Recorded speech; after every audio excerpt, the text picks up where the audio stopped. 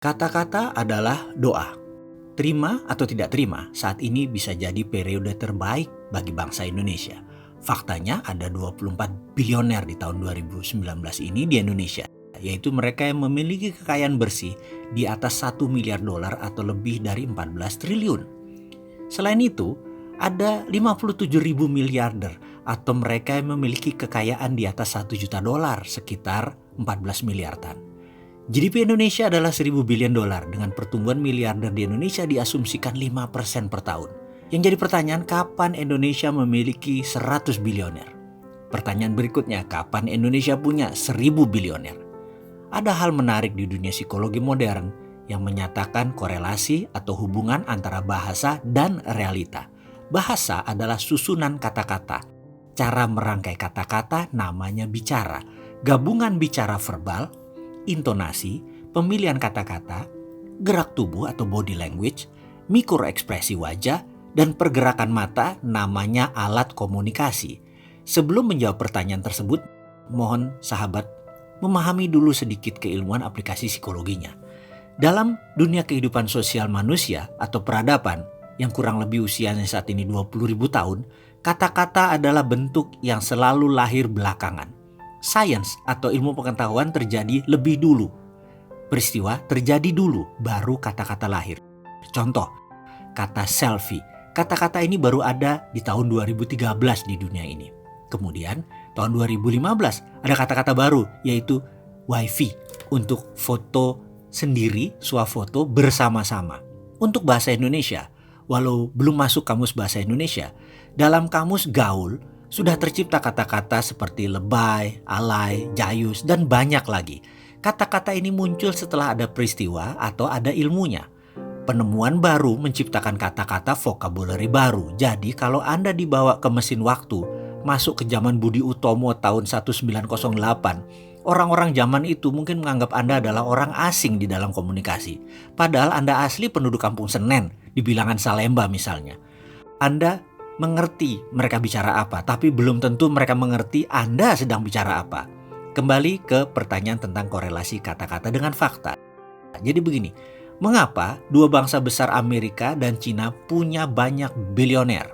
Jawabannya, ternyata dua bangsa ini memiliki nama atas istilah orang kaya atau memiliki kosakata untuk mendeskripsikan orang ultra kaya tersebut. Misalnya, dalam bahasa Indonesia, kita mengenal orang yang sejahtera, yaitu mereka yang bisa menghidupi diri sendiri. Lalu orang sentosa atau mampu menghidupkan diri sendiri plus keluarganya. Lalu orang makmur, yaitu sentosa ditambah sudah memiliki tambahan aset produktif. Lalu orang kaya, yaitu memiliki banyak aset. Setelah itu, berhenti kata-katanya alias habis, tidak ada kata-kata lagi. Inilah penyebab pikiran manusia Indonesia kebanyakan berhenti di kata kaya. Lalu meminjam istilah asing seperti konglomerat sebagai orang super kaya. Namun ini bahasa adopsi karena arti konglomerat sebenarnya bukan orang yang memiliki aji dana atau kelebihan duit, seorang yang banyak duit atau kaya raya. Tapi konglomerat adalah orang yang punya banyak jaringan bisnis. Sementara orang super kaya belum tentu harus memiliki jaringan bisnis. Dalam bahasa Cina, kita kenal kata taipan untuk orang super kaya. Dalam bahasa Inggris atau Amerika terkenal dengan istilah sugar baron untuk raja gula. Ada juga properti mogul untuk raja properti. Ada tycoon, ada bilioner, ada big whaler, ada big boy. Dan banyak istilah yang memberikan arti spesifik simbol kekayaannya dari mana. CEO top mereka pun ada istilah dengan nama The Titans, Boardroom, Chamber of Commerce, Kamar Dagang, Bisnis Kartel, dan banyak istilah bisnis ekonomi yang mengartikan kekuatan pasar dan pelakunya. Hal ini tidak ada dalam kamus bahasa Indonesia. Kita baru bisa mengadopsi karena belum ada fenomena tersebut. Namun, dalam 10 tahun terakhir, kata-kata baru akan masuk dalam tatanan bahasa Indonesia yang mengartikan ultra kaya, super rich person, pengusaha dengan aset multimiliaran. Kalau perlu, Anda sahabat juga bisa mengusulkan nama, mengusulkan kata-kata yang akan dipakai sebagai pemahaman baku dan baru arti kata kaya tersebut.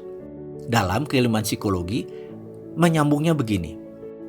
Misalnya kata-kata ini ada dan dipahami oleh akal sehat semua instrumen bangsa. Contoh, super kaya kita beri nama Taipan. Meniru 2 miliar manusia di bumi, meniru bahasa Cina. Percayalah, dalam waktu 10 tahun ke depan, para Taipan itu akan jauh lebih cepat kaya hadir di bangsa Indonesia karena banyak yang paham dan masuk dalam pikiran mereka.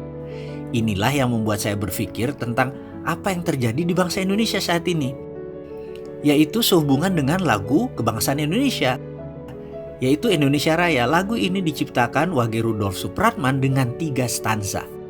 Bagi saya, yang beliau gubah merupakan sebuah nubuah luar biasa. Saat ini kita selalu menyanyikan stanza 1. Perhatikan syairnya. Di sini kita dapat kata-kata Indonesia tanah tumpah darahku. Kalimat itu membuat arti apa? Sampai sekarang bangsa Indonesia masih tumpah darah, cekcok di mana-mana. Lalu kata-kata berikutnya, marilah kita berseru, Indonesia bersatu. Ini artinya Indonesia saat ini belum bersatu, masih terpisah-pisah. Karena itu fakta saat ini ya begitu, kita gak pernah kompak, seakan-akan ribut terus. Stansa 1 ini cocok untuk zaman perang kemerdekaan hingga mungkin tahun 80-an. Seharusnya mulai saat ini Indonesia sudah menyanyikan lagu stansa 2. Coba sahabat perhatikan sebentar. Stansa 2 ini lebih cocok karena ada kata-kata tanah kita yang kaya, pusaka kita semua, mendoa Indonesia bahagia, suburlah jiwanya, sadar budinya.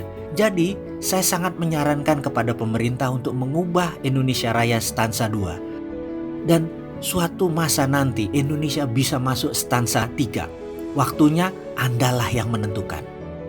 Coba perhatikan gubahan Wage Rudolf Supratman di stansa 3. Indonesia tanah yang suci, tanah kita yang sakti.